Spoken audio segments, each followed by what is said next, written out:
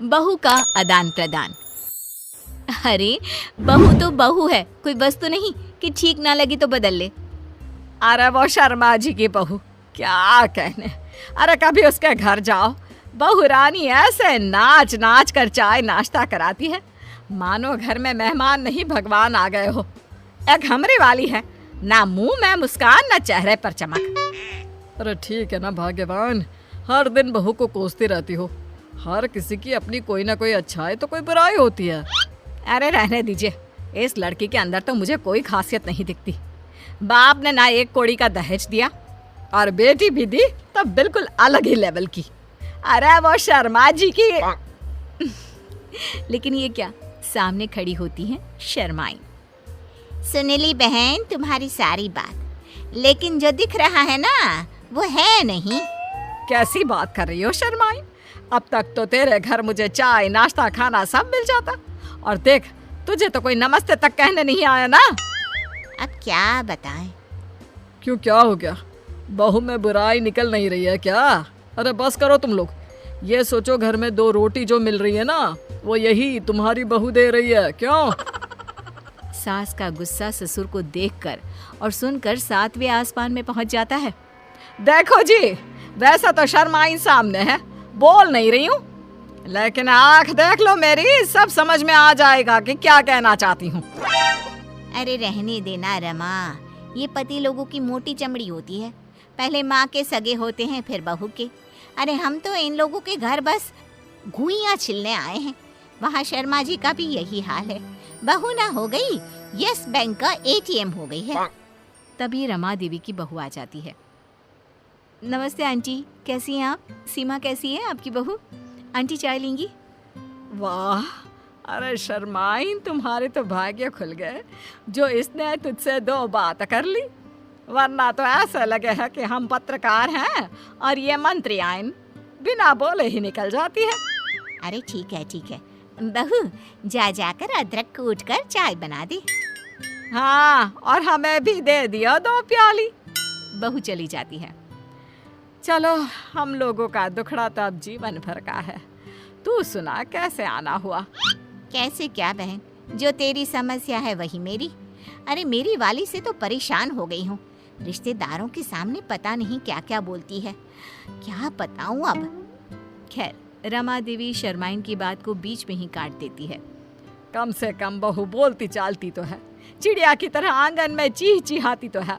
हमारी वाली की तरह तो नहीं ना, शुतुरमुर्ग की तरह गले में मुंह डालकर बैठी रहती है। क्यों?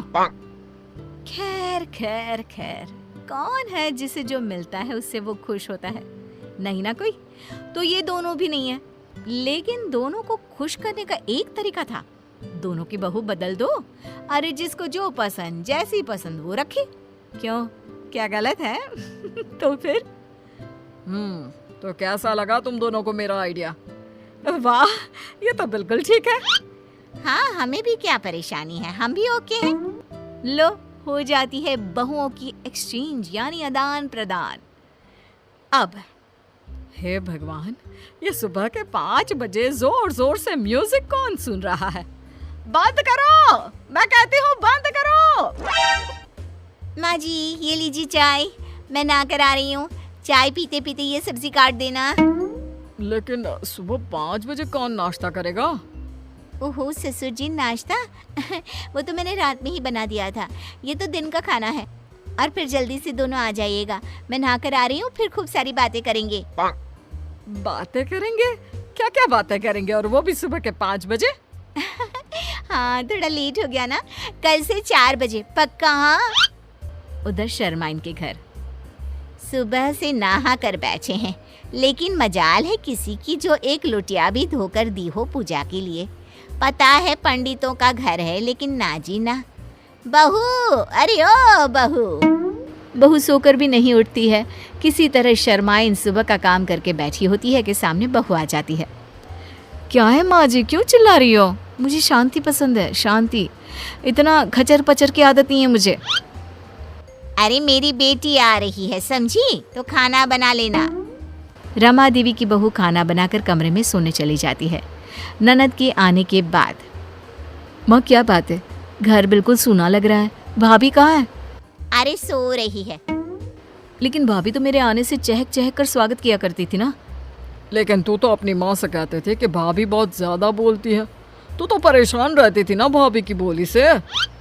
हाँ पापा वो तो है, लेकिन भाभी की आवाज़ मिस भी कर रही हूँ। इतनी देर में तो भाभी न जाने कितनी बातें कर लेती। ये तो है, लेकिन अब सुकून है, कम से कम घर भर में शोर तो नहीं हो रहा। उधर रमा देवी, हे भगवान, आसपास के लोग आते जाते घर में झांकते जा रहे हैं कि कौन चिल्ला रहा है। मैं तो चली घर से बाहर, कम से कम कोई ये तो ना सोचे कि बहू को सास मार रही है। सच्ची हमारी बहू जैसी भी थी, कम से कम घर में शांति से तो रहते थे। अरे रहने दीजिए आप, कम से कम घर घर तो लग रहा है, नहीं तो वो वाली ने तो घर को लाइब्रेरी बना रखा था। रमा देवी की बड़बोली बहू। क्या बात है माँ जी, आप कुछ बोलती क्यों नहीं है? वो क्या है ना, आपके भाई आए थे, पता नहीं क्यों परेशान होकर चले गए। बोल रहे थे कि आपसे बता दूं कि अब से नहीं आएंगे। हैं? मेरा भाई चला गया, वो भी मुझसे मिले बिना? ये कैसे हो सकता है? मैं बात करती हूँ। रमा देवी भाई को फोन करती है। हाँ बहन, आया तो था, लेकिन तेरा घर वो घर नहीं लगा जिसके लिए मैं वहाँ आया करता था। क्या मतलब भाई? तेरी बात समझ में नहीं आई। तू तो जानती है मेरी बहू सारा दिन चिक चिक करती रहती है, तो मैं तेरे घर आ जाया करता था। लेकिन मैंने देखा तेरी बहू भी चिक चिक कर रही थी। अरे वो मेरी बहू नहीं है, मैंने तो पड़ोसी की मांगी थी कुछ दिनों के लिए। तू तो जानता है ना, मेरी वाली तो बोलती ही नहीं है।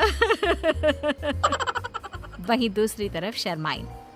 हाय रे, घर नहीं कब्रिस्तान बना दिया है। ना आवाज आ रही है, ना कोई चहल पहल। जैसी थी मेरी बहू, कम से कम रौनक तो लगाए रहती थी। ना जी ना, ये वाली लड़की, इससे तो ना चलेगा घर हम लोगों का। एक काम करती हूँ, ले जाकर वापस कर देती हूँ। दूसरी तरफ रमा देवी। हाय रे, मेरा इकलौता भाई, वो नहीं आएगा जाएगा तो कैसे चलेगा? बात भी तो सही है। अरे दिन भर बक बक बक बक कौन बर्दाश्त करे? अरे बहू, ए बहू, हे भगवान, कहाँ चली गई? दूसरी तरफ शर्माइन। अरे बहू, चल चल, तुझे घर छोड़ दूँ। ना जी ना, हमें तो हमारी ही बहू प्यारी है। कम से कम घर को घर तो बना रखा था। बहू चल, तुझे तेरे घर छोड़ देती हूँ। अरे ये किस काम की बहू, जो घर को घर ही ना रहने दे, बाजार बना दिया है। तो दोनों बहुएं आ जाती है अपने अपने घर में। वो कहते हैं ना, जिसका जूता उसी को साजे। दोस्तों, अगर आपको हमारा वीडियो अच्छा लगा हो तो लाइक कीजिए, अपने दोस्तों के साथ शेयर करें और हमारे चैनल को सब्सक्राइब करें। Thank you.